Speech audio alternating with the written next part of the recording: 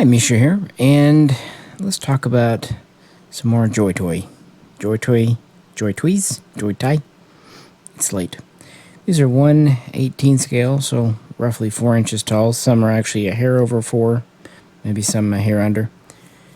So slightly larger than old school G.I. Joe, and they are very much highly articulated. And the ones here, the 6, are actually ones I wasn't going to buy. But then I found them on a really good sale. Couldn't say no. And not only am I glad I did pick them up, they actually may be among my favorites. Now, these are in the military series, and they're usually lumped in with World War II, and I get it, they're very, very close. But actually, they're from the Korean War. These are the Chinese People's Volunteer Army sets. 2 sets of 3. As far as I know, these are the only ones they've made. And while their weapons are recycled from other sets, that is perfectly historically accurate. The good news is the molds are actually quite unique. On the left, we have the winter set, and on the right, we have the summer set. And we're first going to talk about the winter set because that's what really went into combat first during the Korean War, 1950. I will say, if any of these guns interest you, I've covered a majority of them on the main Mishaco channel. This is about the figures, though. Of course, the Korean War, sometimes known as the Forgotten War, although in recent history I'm happy to say it's much more known, very quickly went the way of the UN allies, the US, South Korea. I will point out, even though North Korea was the aggressor, both North and South at the time sought to unify the Korean peninsula under their ideologies. And while North Korea, Kim Il-sung, is, we know the Kims. South Korea didn't exactly end up with the best track record as far as democracy. Not until the 1970s into the 80s, at least. Just wanted to put that out there in interest of political fairness. Regardless, UN troops really pushed the first part of the war and really almost completely overran North Korea and its military.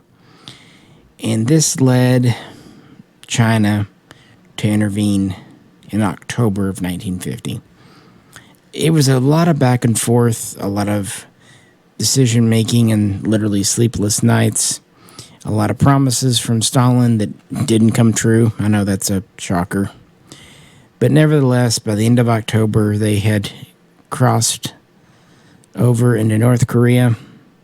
Ironically, it was the same border that that Japan had used to invade China, about 2 decades earlier. Keep in mind that Japan had been occupying Korea since before World War I. And China wasn't officially sending their standard PLA. They were sending the People's Volunteer Army, or just Volunteer Army. Volunteer in quotes. But they really did, at least the average citizen, see this as an existential threat to communism in China and their way of life. Keep in mind, the Communist Party had only won their civil war a year earlier at this point. They finally defeated Chiang Kai-shek's forces, the KMT, in 1949, which led to the whole Taiwan situation, which is still ongoing today. And so technically is the Korean situation. Anyway, here's one of the guys.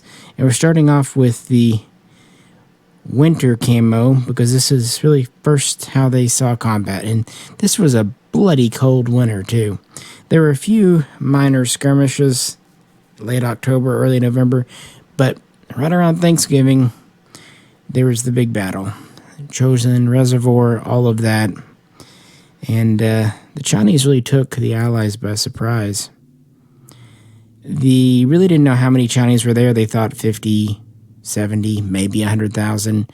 Turns out China sent over 250,000 upwards of 300,000 men. And of course, this bolstered the morale of North Korea's military as well. So they were reinvigorated. And these were often battle hardened troopers, fighting the Japanese and then fighting their civil war. So that was good for them. Their uniforms were pretty kind of unadorned and even a little bit irregular. I do think the figure here is quite neat. He's got very, very kind of baggy, thick pants. He has a type of, it's not a Nusranka, but kind of reminds me because of the ear flaps. On this particular one, they're in the up position. He's got a satchel with a canteen of probably ice, and he's got this on his other side. When you get these, all these pieces are not installed. You can put them on whoever you want. And then he's got a submachine gun. This is the same mold that in the Russian set. It could be a PPD, and you could say that too. But the truth is, early on especially, they were using a lot of old Japanese equipment. So this could be a Japanese Type 100 or any of the other mini Bergman-inspired submachine guns that were in China through all the fighting. So kind of just generic, old-school subgun. But yeah, early on, they were using a lot of leftover Chinese war equipment, Japanese captured equipment, or even stuff from the Allies that had been given during World War II as aid. Pretty neat figure here. Like I said, he also has some pouches for his submachine gun on his chest. Unique face sculpt. He's kind of got this long skirt on the bottom. He's actually very mobile. They all are. Articulation is not really my big thing that I care about. The only thing that I don't like, and I think it's because these are a little bit older, I think these might even predate the World War II, is they have toe articulation. That one's a little stiff. I think this one moves. Yeah. Not much. I don't think a lot of newer Joy Toy molds have this, and I'm kind of glad for it. It seems unnecessary. You're just putting a brake line in your foot because your foot moves at the ankle anyway, and that joint's well hidden. So why have a more exposed joint on the toe here? I mean, if you want to kind of get them crouching, I guess it's kind of neat, especially when it's turned up like that. But overall, I'm kind of glad a lot of the other ones, the World War II, don't have that. So yeah, this is our first winter soldier of the PVA. Let's look at this guy next. He has a backpack with a entrenching tool, aka a shovel, on the back. And then part of that backpack is this, and I was going to do that, this sash, I guess you'd say. And then he also has what looked to be, grenades in a satchel there. That's all kind of one piece. And just goes right on him. Kind of neat. And he has the head dress with the ear flaps down. Of course, it just comes off. And having, a little bit of customization, I actually gave him a spare Car 98 with a scope that I had from a German. But it really just stands in for generic bolt-action rifle. Even we could say an Arisaka because a lot of Arisakas were in use. But on the other hand, a lot of Mausers were in use too. There were a lot of VZ-24s that have been directly purchased by China, and then more that had been purchased by Japan that were left there. And then there were all the Chinese copies of Mausers made, the Type 13 and so on. So just think of this as generic, probably 8mm because that was as standard as they got, but it wasn't the only caliber they used, that's for sure. Bolt action. And I thought he made for just a good basic trooper. Our first guy was a submachine gunner, but early on They used a lot of bolt actions. And I really like the backpack. And early on, they had some success in the war, quite a bit. They won several victories, November, December. They even forced the Allies to retreat from Seoul and even essentially occupied it briefly. And were really pushing ahead. But you know how the Allies, well, they got a little overzealous. And they were going to push essentially North Korea into the river and occupy North Korea and topple its communist government and bring it all under the West.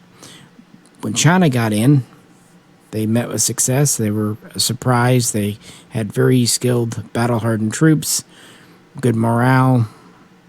Even though they didn't get the support from Russia that they were promised, early on, the first couple of months, things went their way. And the U.S. actually, around the holidays, offered a ceasefire. Let's stop it at the 38th parallel. We retreat there. You stop there. We quit fighting. Basically, status quo, return to the norm. But because China had been really doing well, they said no. They rejected it. So they continued their push south. And it wasn't all bolt actions and some machine guns. They did have some light and medium and heavy machine guns. Again, mostly recycled, as what we have here. Now, this guy I'm actually quite proud of because this gun did not come with the set. This actually came with the U.S. set. The Army one, the U.S. Army. Why did the Army come with what is obviously a Bren gun? I have no idea. It does not fit the U.S. Aside from maybe some just pickups they had in the field. They're using some Aussie or Brits gun in North Africa. The U.S. Army did not have Bren guns. But you know who did? China. Actually, through two different means. They had some actual original VZ-26s in 8mm that had been purchased during the 1930s.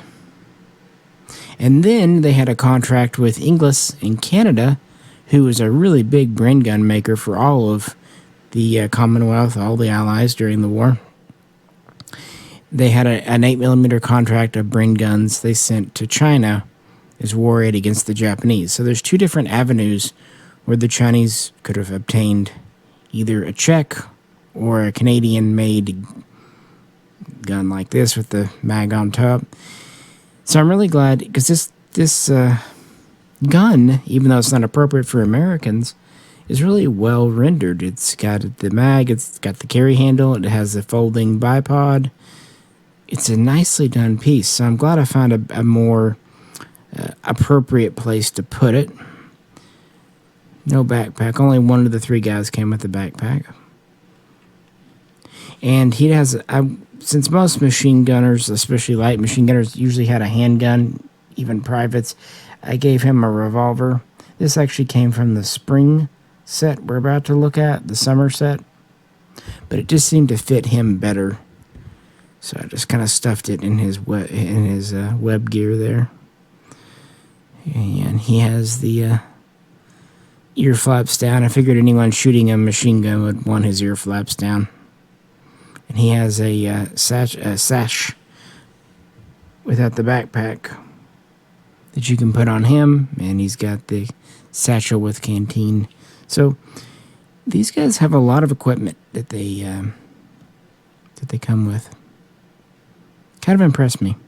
But like I said, they were kind of pushing beyond their means, just as the Allied forces had done. By January, they were kind of exhausted. Their supply lines were longer than intended. They didn't have the necessary air cover from Russia. And while the U.S. morale was low, it was starting to kind of bounce back. They were starting to utilize their air support. My point is that, the tides of war can change quickly, and they changed a lot in the first year of the Korean War. So yeah, like I said, it was a blisteringly cold, icy frozen hell of winter. But of course, eventually spring and summer would come. And now we can talk about our second set of PVA soldiers. February of 1951 saw another Chinese push, but it was beat off, and then the Allies would counterattack, push, and actually recapture Seoul in March of that year. This would be, I don't know, what, the third time it swapped hands in the war? Third, fourth, fifth. Yeah, a lot of back and forth early on. And this kind of stalled out the Chinese again. And they'd suffered either killed or severely wounded, taken out of action, over 50,000 casualties, even though more troops continue to come in.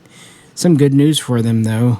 By March, Stalin had agreed to finally provide support in the way of more materiel, including also air cover, but also small arms.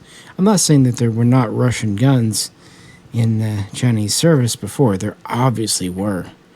But more and more, including domestically made versions, would start appearing as the war would go on.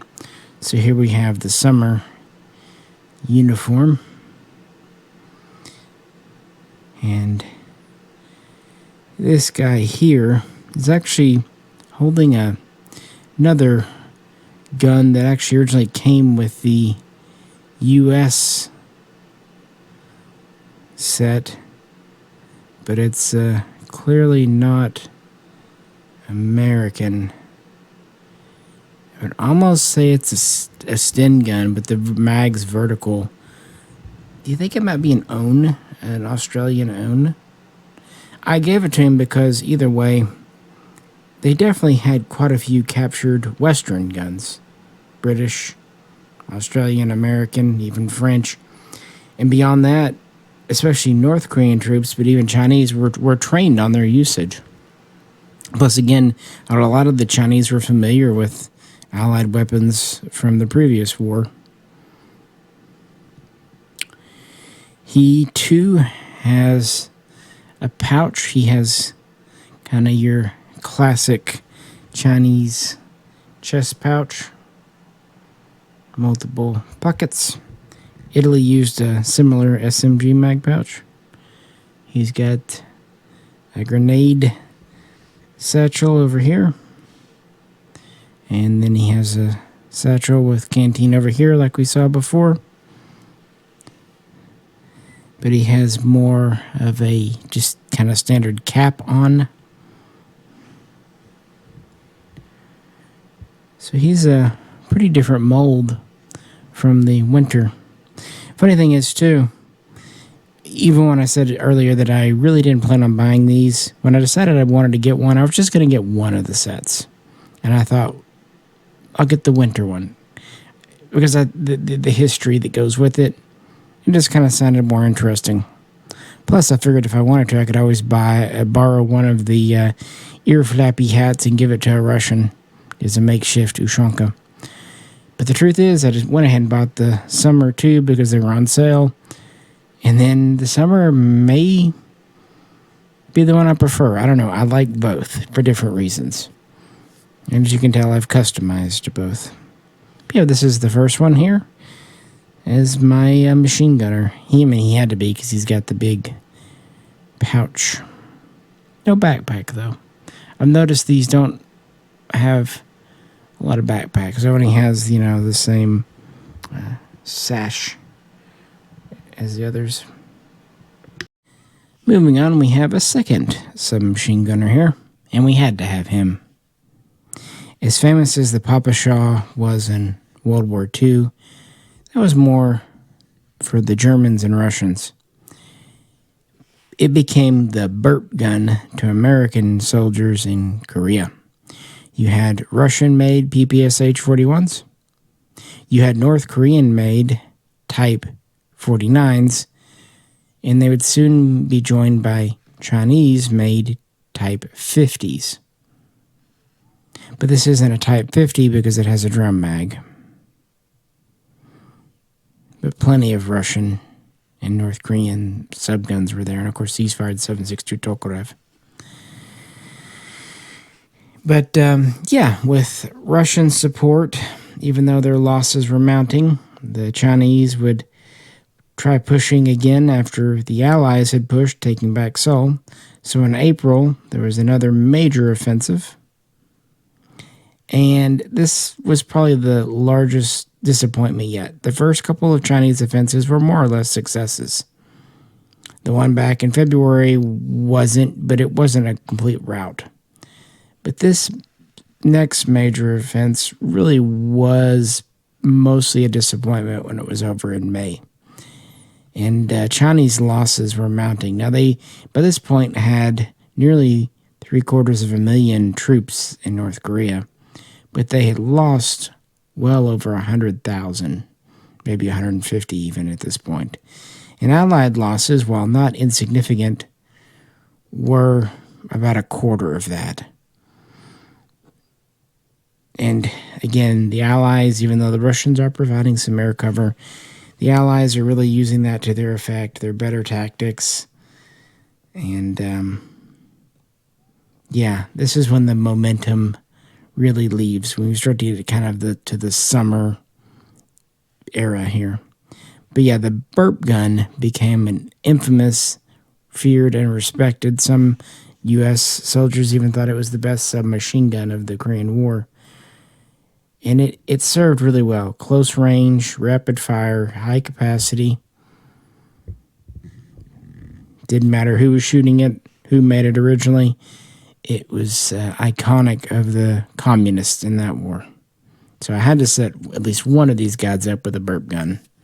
I think the set did come with it. If as you can tell, I didn't mix and match like the gear, but I did mix and match the guns to try to keep them a little more historically accurate. Not perfect, but I tried. So I'm curious, which uniform do you prefer? The winter or the summer? They're definitely a different mold each. Different hat, too.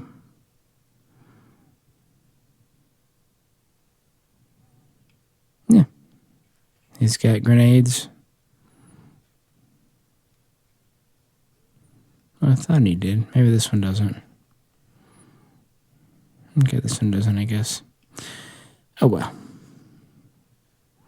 I was thinking one of these pouches had grenades. But, yeah. Our second submachine gunner in the more lightweight field uniform. And now for our third summer guy and our sixth guy. What a face on this one.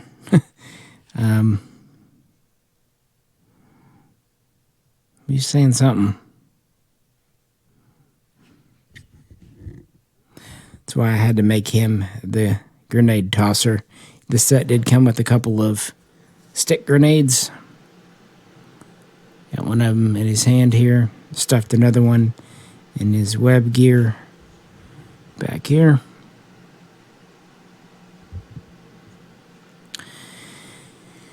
And for over his shoulder, I gave him this. And this did come with the set. This looks like it's another SVT-40 with attached bayonet. And that's okay. China was one of the few nations that did receive surplus Tokarev rifles from Russia. So it actually fits just fine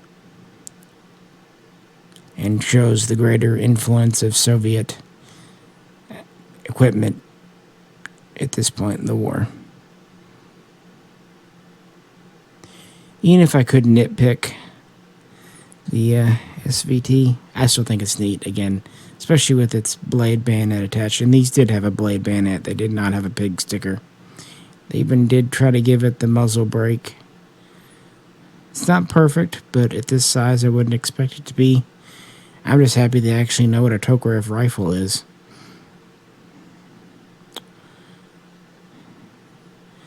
He's got that on his belt. He does have a machine gun or submachine gun mag pouch That's actually part of him, so I couldn't easily remove it. I mean, it is separate. I could remove it, but it's not one that goes on.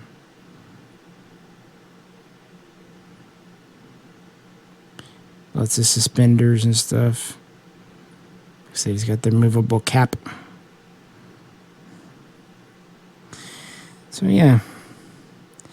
And by the summer, June, fighting was still ongoing, but armistice talks had started summer of 51, but actually would drag out for over 2 years, not finally concluding till July of 53. There were, of course, still fighting and, losses and wins, gains, but it really all amounted to nothing.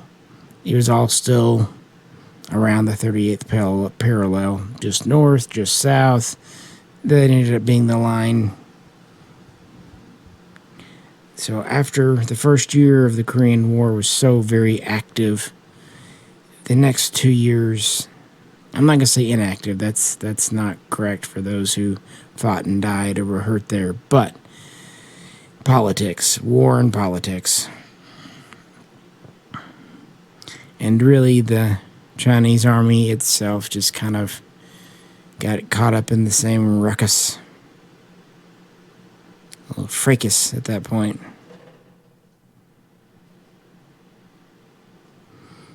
And their equipment would remain pretty much the same. More and more Chinese stuff would come in, but it was still surplus from World War II. Things made in North Korea sometimes when they could, although their capacity was very limited. And a lot of stuff sent from Russia. I think it's better known today than it was years ago, but relations between Mao and Stalin weren't great. You'd think, all communists the same, but not really. It's complicated. It's kind of funny that China was the main supporter of North Korea during that war, then Russia would be the main supporter of Vietnam during that war. In fact, China and Vietnam themselves would fight a war in 79, which is just a thing that's yeah. But yeah, I got this guy set up as my grenade tosser, and I think he serves it well. And I was happy to get another Tokarev bayoneted rifle for the kit. Yeah, but these move really well because unlike the other figures, they don't all have backpacks. In fact, really only that one out of all 6 has a true backpack. They mostly rely on satchels and sashes and bags, and that lets them move around really well. You do have kind of this long-waisted coat or jacket, but it's made out of a pretty soft material and it's split in the middle, so you get some movement. Not really much in the waist area. I mean, it does have some movement there, but because of everything going on, but you can't have it all. Again, I'm not the biggest person when it comes to articulation that it matters to me, but I am impressed with how much you can pose these guys. I guess since I can't see photos, I'm not apt to go, I want to make them look like that picture. But of course, your mileage may vary. So there we go, folks. Like I said, from a set, I wasn't going to buy it all. And then I was just going to buy one, and then when I found them on sale, I figured I'd get both. I'm actually really happy. And I got to thinking, it wouldn't take a whole lot to modify and update the US set to kind of be adversaries against these guys on the shelf. After all, I've got the Russians to fight the Germans, so I can make some of my Americans Korean War era by just changing up a little bit of their kit, their guns. It's an idea. I don't do dioramas, but you never know, and maybe one day I will. And these are neat. I do kind of wish they had come with some Japanese guns, an Arisaka, a Type 96 or whatnot would be cool. A knee mortar, Type 89, that would be really cool. But I'm happy they came with quite a bit of equipment, and they're very customizable. Like, you can take a lot of stuff on and off the figures. So yeah, I just kind of wanted to share with you because I don't know, I wasn't expecting much, and maybe because of that, I was just really, really happy. By the way, the stands I'm using are just Amazon El Cheapo stands that they had in a bulk bag that have different size pegs on them. But I'd actually say that the Chinese set fits them the best, with the Russians kind of fitting these stands the worst because the Russians have very shallow peg holes in their feet for some reason. Anywho, guys, let me know what you think. Just kind of felt like sharing this with you today. With that, this is Misha. Catch you very soon next time.